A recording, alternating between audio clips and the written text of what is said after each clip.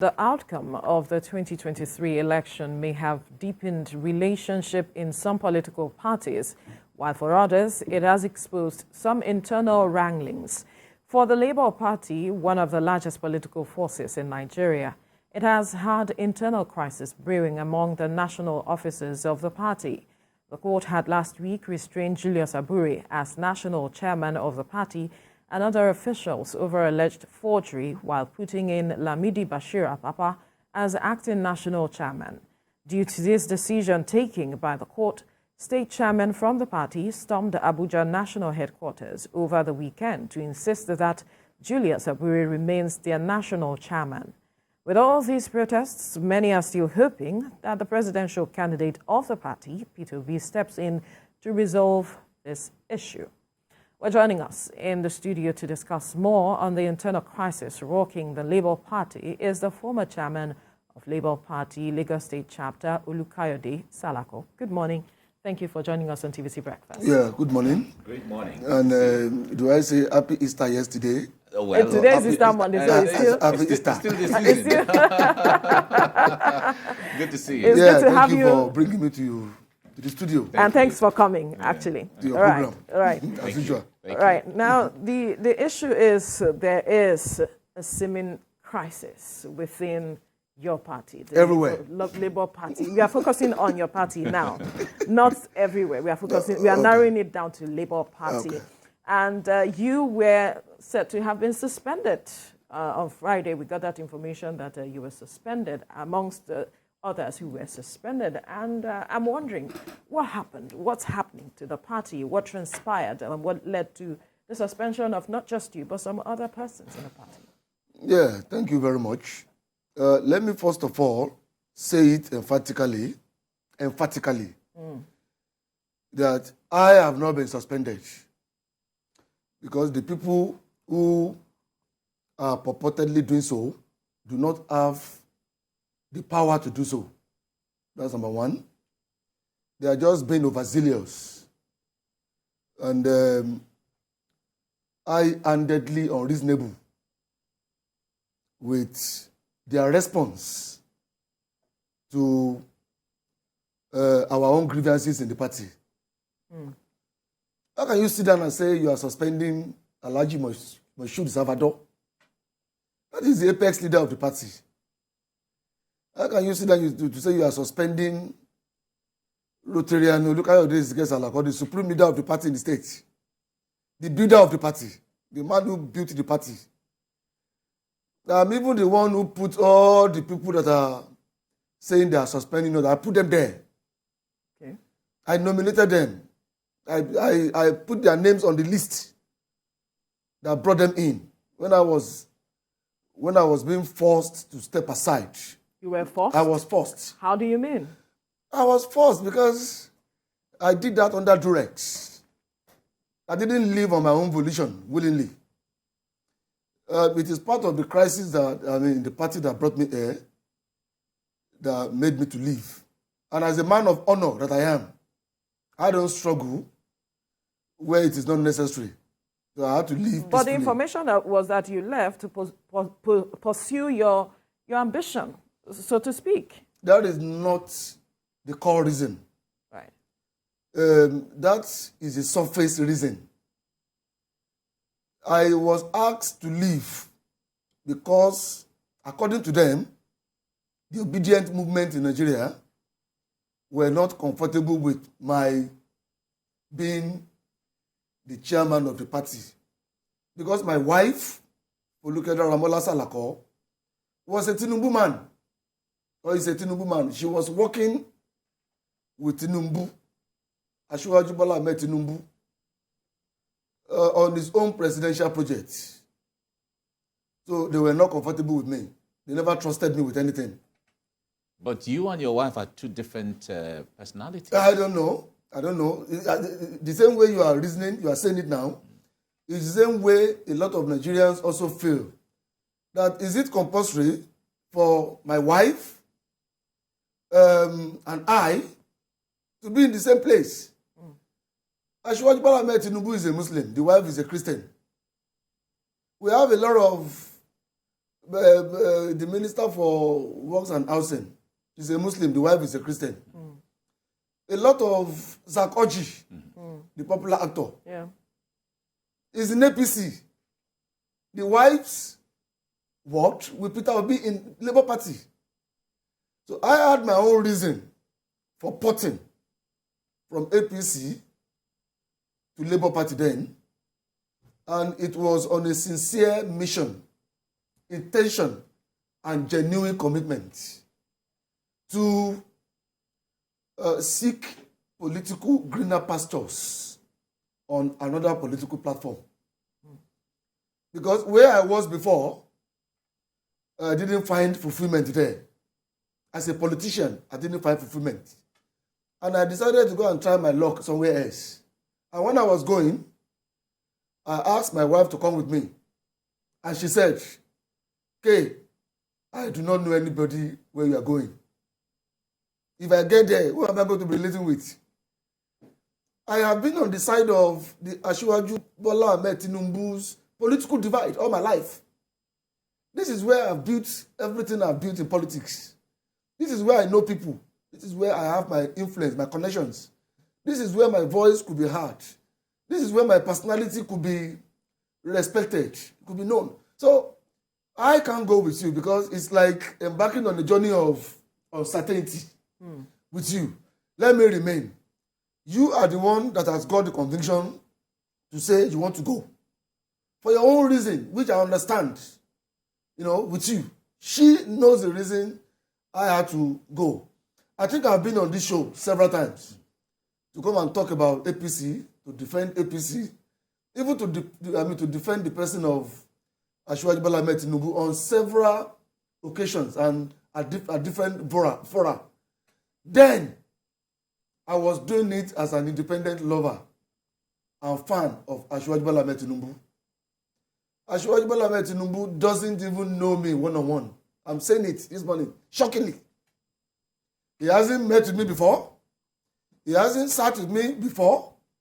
He hasn't sent me on an errand before. He hasn't even put me on any of his projects before.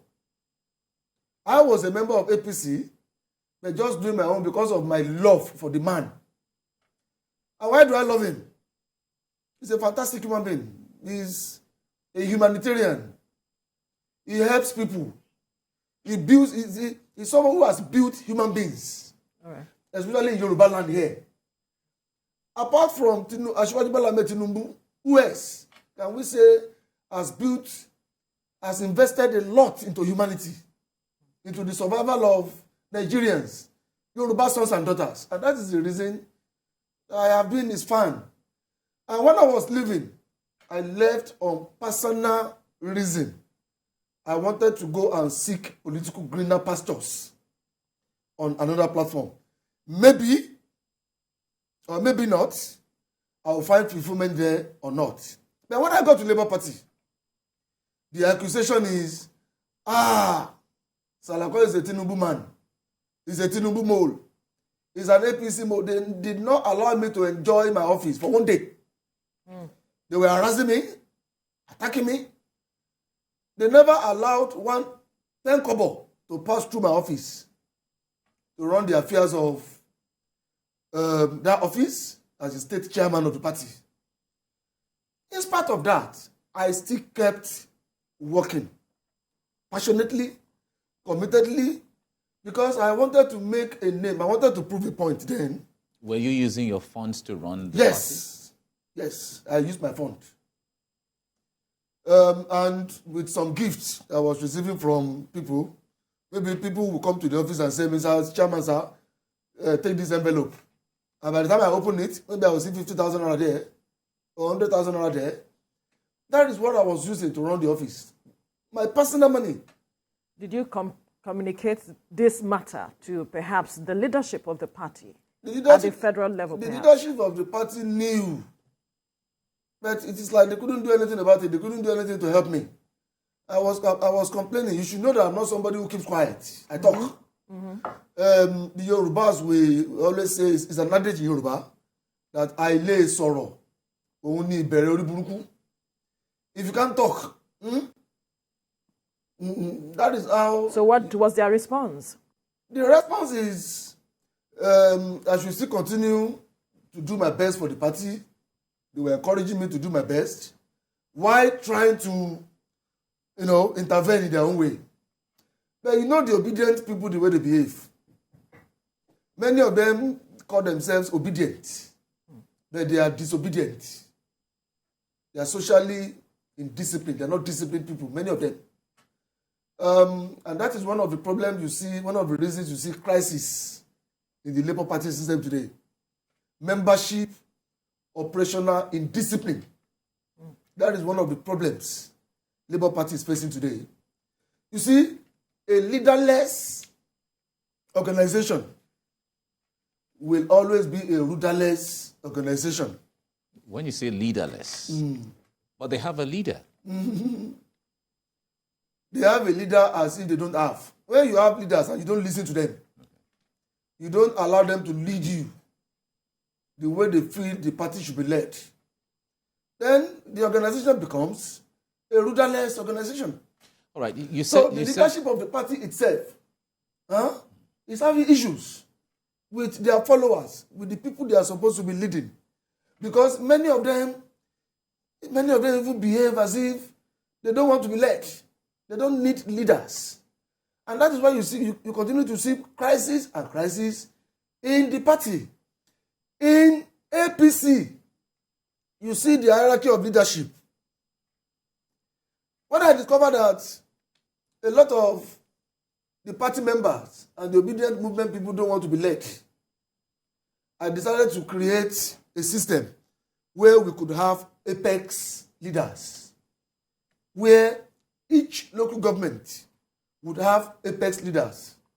These are experienced politicians, aged people, members of the party, who maybe when there is a crisis anywhere in the party, these apex leaders will be able to come in, and those obedient people will see them as, these are leaders of the party and elders of the party, aged members of the party that they will be able to listen to or allow them to resolve crises in the party. And that is the reason I was able to run the affairs of the party for the period I ran it with little or less crisis. Because I put up a system where we had apex leaders. So whenever there is any issue in the party, I push the problem to the elders. And when the younger ones sit with them, it was difficult for them to look at them in the face and be rude to them or misbehave to them. So that helped a lot in resolving the crisis here in Lagos. I don't know, maybe other state chairmen of the party were interested in replicating that in their own states. All right. As far as Lagos State is concerned, we have apex leaders. Okay. And that is the reason I said Alhaji Moshood Zabado was the apex leader of the party in the state the other time. In the state. Yes. All right. You. Now, you said that they perceived you to be an APC mole. Yeah, they never trusted me. But if they perceived you as that or as such, how did they let you become the state chairman in the first instance? It is because they didn't know how I came into the party. I came into the party through the invitation, encouragement of Dr. Doyin Okupe, who is like a big brother to me politically. I've known him for a while. But he had been in PDP.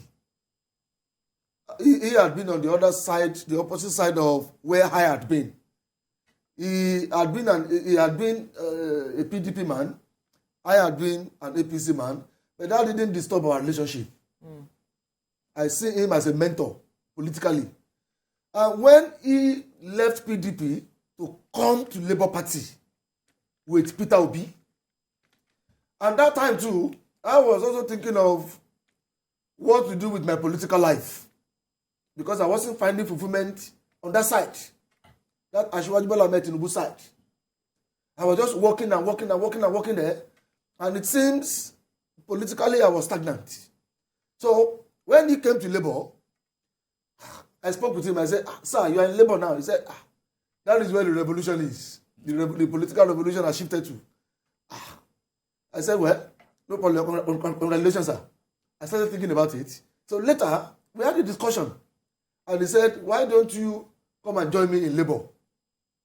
Let's work here together. Let's build this together. Let's see whether we two can help this party to win election, to win the presidential election in Nigeria. And I said that wouldn't be a bad idea. And I was also offered the ticket for House of Reps, which I had always wanted to be. You see, you are in politics for two reasons. Because of what you want to eat and because of what you want to become. Those are the two fundamental reasons you are in politics. Now, I have been eating. I don't have any problem with eating. I'm not hungry. I have a second address. I have jobs. I have a job. But that thing I want to become in politics is to be a member of the parliament, is to be a lawmaker. Because I love engagement. I love talking. I love things like that. So I had always wanted to be a lawmaker. And I couldn't be in APC. I couldn't be. For a long time I've been there. I couldn't be. So when he offered me to come and join him, I went to meet him at home. We discussed. And he assured me that I'll get the ticket. And that was how I went back home to discuss with my wife. I also sought some political consultations. And I consulted. And I decided that I would go and meet my political mentor where he is. So, the person who brought me to Labour Party is Dr. Doyin Okupe. And he was the National DG, Director General of Peter Obi's campaign council then, project. So, is it possible for the number one campaign man of Peter Obi to deliberately bring a Tinubu mole to come and join him to work with him on the platform of Labour Party? Definitely no. So Dr. Doyin Okupe knows me very well. He knows me by my character. He knows me by who I am. I am a one-way traffic man. Where I'm going is where I'm going. I came to Labour Party then because of my own personal reason, to advance the cause of why I'm in politics, not because of anything else. And I've also told you this morning that Asiwaju Bola Ahmed Tinubu has never met me before. He only knows my wife. He knows my wife. He runs his things with my wife. My wife runs with him. But Asiwaju Bola Ahmed Tinubu has not even met me before. So there is no way I could be his mole inside Labour Party. But I ran the affairs of the party without harassment. They harassed me. They abused me psychologically. They abused me emotionally. They abused me physically. They didn't allow me to enjoy my stay in Labour Party. Have you left? And now they're harassing me with suspension again. Have you left because you're saying they didn't allow you to enjoy your stay? Have you left the party? You said it. You said I've been suspended. But you said you cannot be suspended. I am saying I cannot be suspended, but they are saying I've been suspended. So definitely, which means for now I am partyless. So what's your plan? Are you accepting that they have suspended you? If you say you are partyless, I can't accept the suspension because I'm not the only one who committed the offense they are suspending me for. The governorship candidate of the party, Gbadebo Rosevivor, started the offense. What was the offense? The offense is working with the opposition party. Okay. He is the first person who came out to start endorsing the candidate of PDP in our party. If that is not anti-party, what do you call that? That is anti-party as well. So he started it. He is supposed to be a Labour Party man, a member of Labour Party, the candidate of Labour Party in Lagos State. But all along, Gbadebo Rosevivor was operating inside Labour Party as a PDP man. He was only listening to PDP leaders and elders in their party. How can you be a Labour Party man? And the person you are listening to, the only person you are listening to, is Chief Olabode George. Chief Bode George. That is the leader of the PDP in Lagos State, is Chief Bode George, a member of Labour Party. That is the only person Gbadebo was listening to. He wasn't listening to anybody else inside Labour Party, apart from his godfather. Okay, you said you had left PDP. You are now a card-carrying member of Labour Party. And Labour Party did you a favor by giving you the ticket to run on this platform as the governorship candidate of the party, which is a big one for you. You are now inside Labour Party. You are now obnobbing, operating. He and his deputy, Princess Abiodun Yefusi, the two of them have been PDP people inside Labour Party in Lagos State. So, all along, we kept calling his attention to all these things. He wasn't listening to anybody. Gbadebo had no regard for anybody. He had no respect for any leader of the party. He wasn't listening to anybody. Gbadebo Rosevival didn't even have relationship with the national leadership or the national chairman of the party. You will call him, he won't pick his call. Any little thing, he doesn't want to do it with you. He doesn't want to have anything to do with you again. In politics, politics is a game of addition, more and more addition, and not subtraction. But any little thing, he wants to keep you out. He doesn't want to have anything to do with you. And it got to the peak of the frustration for all of us. And we decided, okay, since this guy had decided that his PDP he wanted to be doing in Labour Party, since his PDP he wanted to be doing, okay, we will be watching him until the day of his election. And a few days to the day of his election, he told us with his own mouth that he didn't need our support. He didn't need our vote. So how was he going to win? He said he had his own people, that he had built his own structure with his PDP people. And one or two political parties who adopted his candidacy then, the Boot political party and one other ones. So they were the ones fanning his ember of his ego. You know, he thought politics was like that. So he told us that he didn't need our vote, he didn't need our support. To the extent that the Conference 57 I left behind, that is an association of the 57 local government chairmen of Labour Party in Lagos State that I left behind. Gbadebo Rosevival did not work with them. And on the day of election, he didn't give them money, encouragement, resources to run that election. He sidelined them, he abandoned them, he didn't have anything to do with them. All because it is the structure that Salako left behind. Because the structure had to do with me. So anything that had to do with me, Gbadebo didn't want to associate with it in the party. So he ran his election on his own. He ran his election on his own with his own people that he said he had built, with his own parallel structure that he said he had built. And Governor Babajide Sanwo-Olu was declared the winner of the election. Thank you. You think that was part of why he couldn't build on the momentum from the presidential election, the way the Labour Party garnered support and even won Lagos State at the presidential election? When Labour Party won Lagos State for the presidential election, all of us were involved. It is the structure, the original structure of the party that ran that presidential election. And let me tell you this. I am the one that led the team that already built that structure. I built that structure with astute politicians, experienced politicians. People aggrieved, people who came from APC, PDP, ABGA.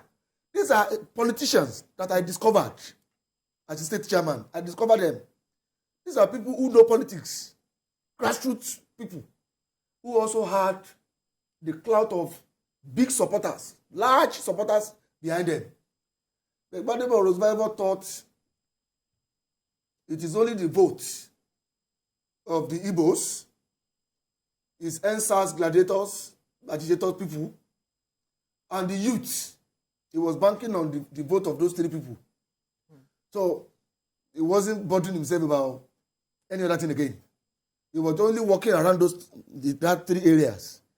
When you say you suspend Alhaji Salvador, you suspend Salako, you suspend MKO Muriokola, you suspend Onitiri, you suspend Olumide Adesonyi, you have suspended all the Yorubas, the main Yoruba gladiators in the Labour Party in Lagos State. Who is left? And even veteran Olawale Okuniyi, the DG of the NC Front, whom I also came in through. I came in through Dr. Doye Kupe, and I also came in through Wale Okuniyi, because he has been my political associate of about 20 years. He is the DG of NC Front. It is NC Front who led Peter Obi through Professor Patutomi to go and adopt Labour Party for Peter Obi's presidential project. We all started with veteran Wale Okuniyi. It's a group in NC Front. Gbadebo Roosevelt was there. I was there. Wale Okuniyi was our leader. Immediately Gbadebo got the ticket, he turned against that man too. He wasn't picking his call. He wasn't relating with him. He wasn't picking the call of the national chairman of the party. He wasn't relating with the national chairman of the party. He wasn't relating with me. He wasn't relating with Alhaji Bashir Salvador. He wasn't relating with Muri Okola. He wasn't relating with Chief Sumba Onitiri. And the only person Gbadebo was relating with is Chief Bode George. But they accused you of constituting yourself as a godfather. As a what? Godfather. I can only be a godfather to someone that is in government, not in politics. Let me tell you the three elemental components of democracy. 1, politics, the political aspect of it. 2, electioneering.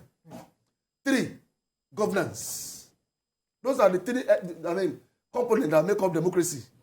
Number 1, you don't serve in politics. You play the game. You play politics to be relevant and to be able to get the ticket, the endorsement of your party to go and run election, which is the second component.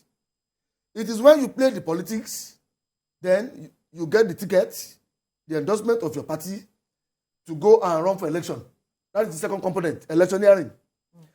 After running for election, and you are lucky to win, that is when you can have the constitutional power to go and run governance. You don't serve in politics except you want to serve your leaders in the party. Serve your party. You don't serve in electioneering. That one is a competition, it's a game. That is the competitive aspect of it. You only serve in governance. Now, Gbadebo is still at the stage of politicking, politics and election. And you already say you don't want Godfather. No, you can only start rejecting Godfatherism in governance, in the third one. And let's come to think about it. You are saying you don't want Salako to be your godfather, the person who gave you the ticket. I know the war I fought. I was almost killed. I know my sacrifice. I sacrificed everything for him to get that ticket. Now, you are now saying you don't want me to be your godfather. Then who is Chief Bode George to you? Chief Bode George is your godfather. You are listening to him. Is he a member of PDP? Is he a member of Labour Party? No. So if you can be listening to one godfather outside the party, and you don't want to listen to your leaders, your elders, the main political actors in the party, you don't want to listen to them, and you just want to be using people and be dumping people. And now, you are now saying you don't want godfather. But when I was running around to get you the ticket, you didn't say I was talking too much. You didn't say you don't want me to be your godfather. But immediately you got the ticket. You are now saying you don't want godfather. How? I never acted as godfather in his life. All right. Okay. How did I you... only thought the project would be our project. I will help you to get the ticket. We will run the show together. And if our party is lucky to win the election, then we will be in government together. All right. Where is the definition of godfather? Where is the definition of godfatherism there? All right. Now, talk to us basically. Amongst all the people you have you mentioned earlier, Yes. who are seen as elders and as stalwarts in the political party. Why did you? What was the? What led to Gbadebo Rosevival being the candidate that all of you chose? We had 4 options. Okay. Then, excuse me, before I became the state chairman of the party, which it is still the same Dr. Doyin Okupe who recommended me. You know, I told you I came through him. Mm-hmm. Yeah. So when they were looking for a capable person, an experienced person, a brilliant person who could handle it, because then Labour Party had no structure, nothing. So not even the functional office, not even an office, not even a bank account. Labour Party had nothing. So I started Labour Party in Lagos State from nothing to where it is now. And by the time I was leaving, I left a complete Labour Party structure there. Now, you say, why Gbadebo Rosevival? Gbadebo Rosevival was my own personal choice. It wasn't the choice of whether the leaders or the elders in the party then. The elders warned me. I refused. I didn't listen to them. Because I was obsessed with Gbadebo Rosevival's person and personality. I got attracted to his person, his beautiful personality, and for the fact that I wrote out, I discovered about 8 attributes around his candidacy, his person. That, okay, someone who has these 8 attributes, social attributes, personal attributes, if we use him, whether he has money or not, our party can win the election in Lagos. What were those attributes? Those attributes. Number 1, Gbadebo is a middle-aged person, a 39-year-old stroke 40-year-old man. And you remember that was the period that the youth, the NSAS people were saying, they didn't want old people again. They didn't want old men again to rule them. They didn't want them again. So I thought, okay, this guy is not too young and he's not too old. He's around 40. And the white man says a fool at 40 is a what? He's a fool forever. So I thought that, okay, let us use someone that's around 40 years old. That's number 1.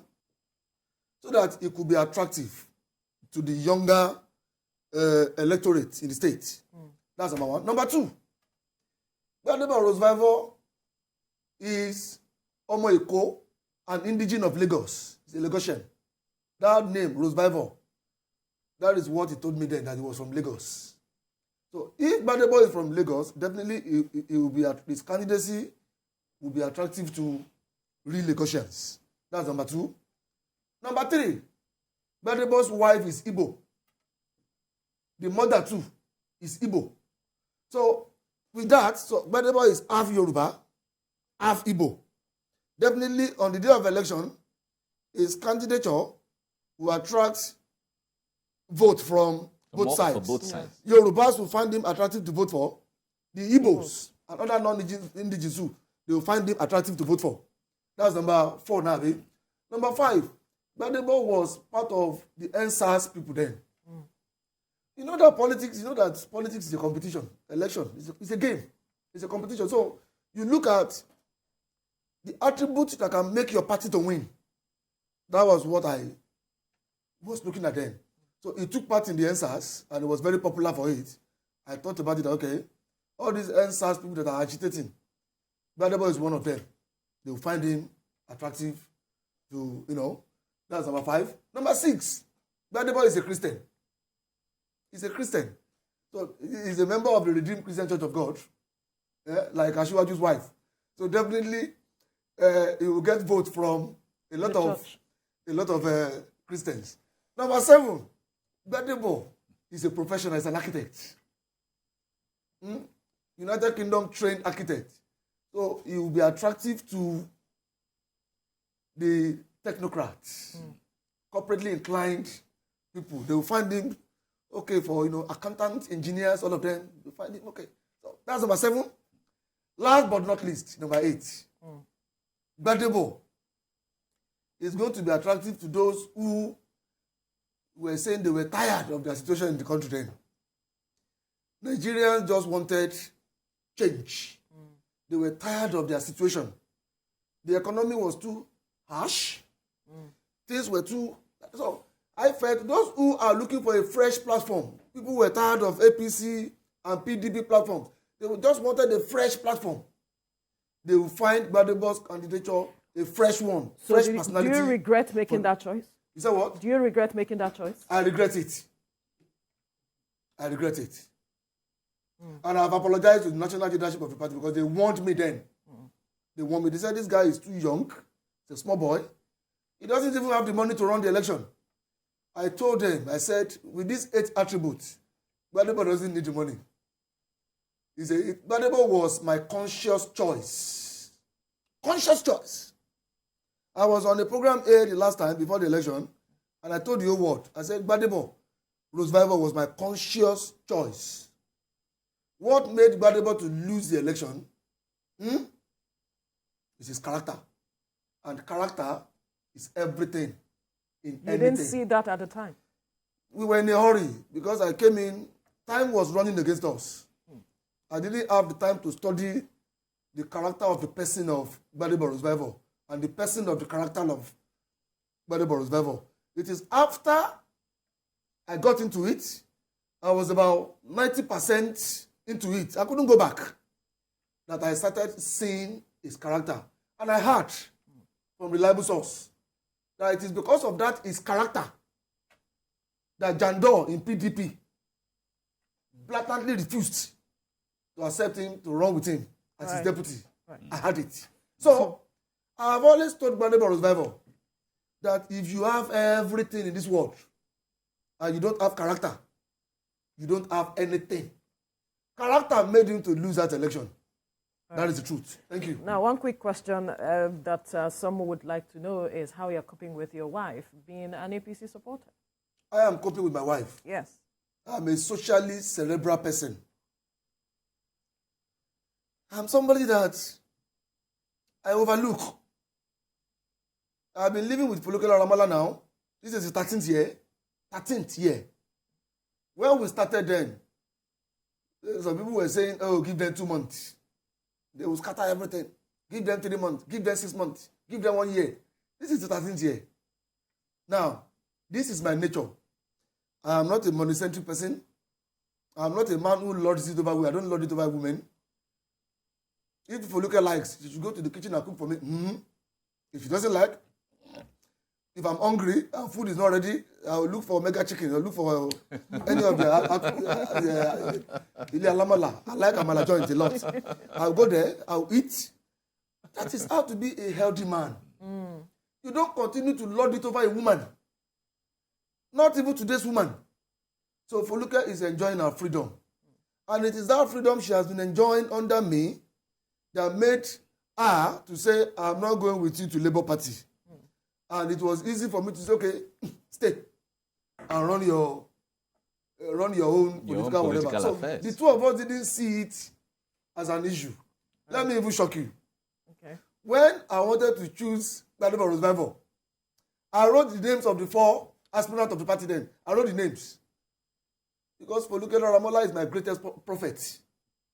He's spiritually endowed. I wrote the 4 names and I gave it to her. I said, Folu, I'm the state chairman of this party. Who should I support out of these 4 people?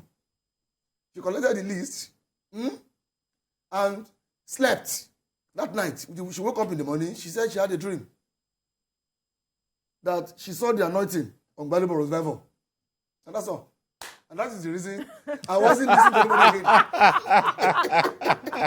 So what's your next move? The What's power your of the next woman. move? The power of a woman. She is my greatest prophet. People don't know the binding force between us. I don't know. You see, let me tell you this. When you see me fighting with Folukelo sometime, when we are fighting, you will think the marriage is over. Give us 3 hours. We're back again. Give us 3 hours. Amazing. All right. Amazing. What's your next move? My next move. Yeah. Okay. My next move is, I will say it in Yoruba language, for those who understand Yoruba. No, you have to interpret. Yoruba say, Tiwaju Oba ṣe lọ. Ẹ̀yìn á ṣe padà sí.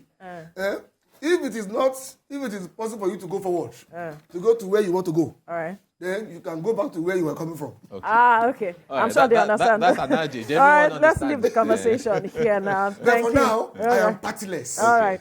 Until Look the at this, issue of Salako. he has been suspended. Purportedly, I'm not accepting it. All right. It is off. Former chairman of Labour Party, Lagos State Chapter, Olukayode Salako. Thank you for your time on the program. Character is everything. Thank you very thank much. you. Thank you. Thank you. Thank you.